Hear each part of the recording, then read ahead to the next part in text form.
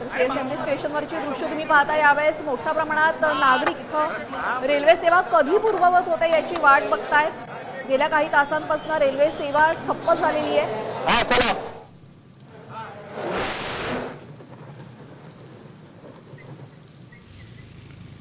आपण पाहू शकतो सीएसएमटी स्टेशनवरची ही गर्दी अक्षरशः तात्काळत उभे आहेत सगळे प्रवासी। आपल्याला घरी पुन्हा कधी परत जाता येतंय हा प्रश्न घेऊन अनेक प्रवासी सध्या इथे उभे आहेत।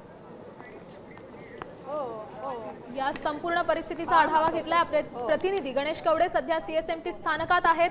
काय सांगाल तिकडची सध्या स्थिती काय?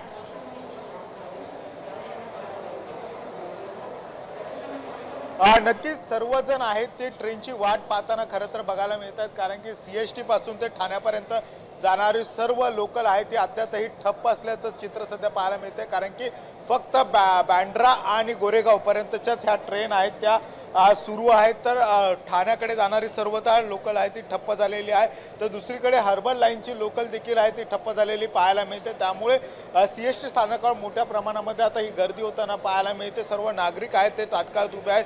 आपण नागरिकांकडून देखील जाणून घेण्याचा प्रयत्न करा। काका, नेमकं कुठे जायचंय तुम्हाला? किती वेळापासून इथे उभे आहेत? मला भांडुपला जायचं आहे। मी इथं 3 वाजल्यापासून उभा आहे।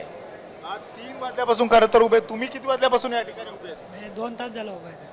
2 तासापासून एक साधारणतः 3 या 2 तास अशा पद्धतीने ही लोक आहेत ते तात्काळ या ठिकाणी उभी आहेत। मात्र कुर्ला, मानपूर आणि गवंडी या भागामध्ये मोठ्या प्रमाणामध्ये रुळावर पाणी आहे आणि त्याचमुळे कुठेतरी या सर्व ट्रेन आहेत त्या जागेवर ठप्प झालेल्या पाहायला मिळतात।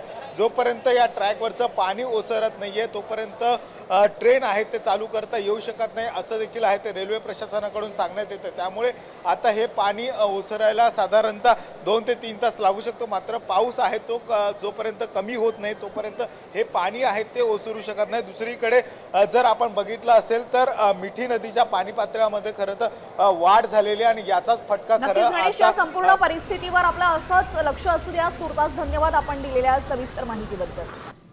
आता isakal.com आहे देशातील नंबर 1 ची मराठी न्यूज वेबसाईट। प्रत्येक अपडेटसाठी isakal.com ला नक्की भेट द्या।